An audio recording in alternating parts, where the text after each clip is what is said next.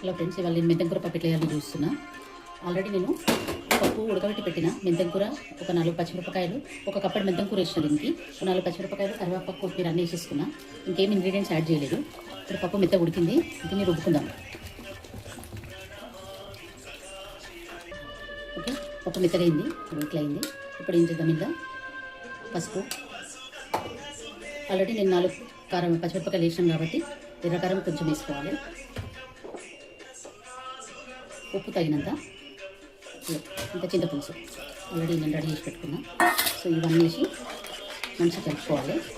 కలుపుకొని కొంచెం సేపు పప్పు చింతపులుసు ఈ పచ్చిదనం ఉడికేందుకు ఉడకబెట్టాలి. కొద్దిసేపు ఒక 2 నిమిషాలు ఉడికిన తర్వాత తాలింపు పెట్టుకోవాలి. ఇప్పుడు చూద్దాము. సో పప్పు ఉడుకుతుంది, మంచిగా చింతపులుసు మరిగిపోయింది. సో ఇప్పుడు మనం దించేసుకోవచ్చు దీన్ని. ఓకే, దించుకున్నాము. ఇప్పుడు తాలింపు పెట్టుకున్నాము. నేను ఆల్రెడీ జీలకర్ర ఆవాలు, ఎల్లిపాయలు పొట్టుతో సహా దొడ్డు దంచేసేసిన. జీలకర్ర ఆవాలు కొంచెం ఎర్రగైనాక ఎండుమిరపకాయలు వేసుకున్నాం. మెంతంకూర పప్పు రెడీ. సో ఇది చాలా టేస్టీగా, చాలా బాగుంటుంది, హెల్దీ కూడా. మెంతంకూర ఎవరైతే జనరల్గా ఇంగ్లీష్ సన్లేస్తే తినను అనుకుని ఉంటారు కదా, వాళ్ళకి ఇప్పుడు పప్పు చేసి పెట్టేస్తే బెస్ట్. మంచి టేస్ట్ ఉంటుంది, చాలా బాగుంటుంది పప్పు. ఇంకెర్ర కావాలి,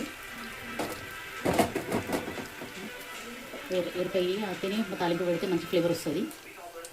సో పాలకూర పప్పు, దోసకాయ పప్పు ఇవన్నిట్లో వేస్తాము. మెంతంకూర పప్పు కూడా సేమ్ అదే ప్రాసెస్. పచ్చిమిర్చి, కరివేపాకు, కొత్తిమీర తరిపడేసుకోవాలి.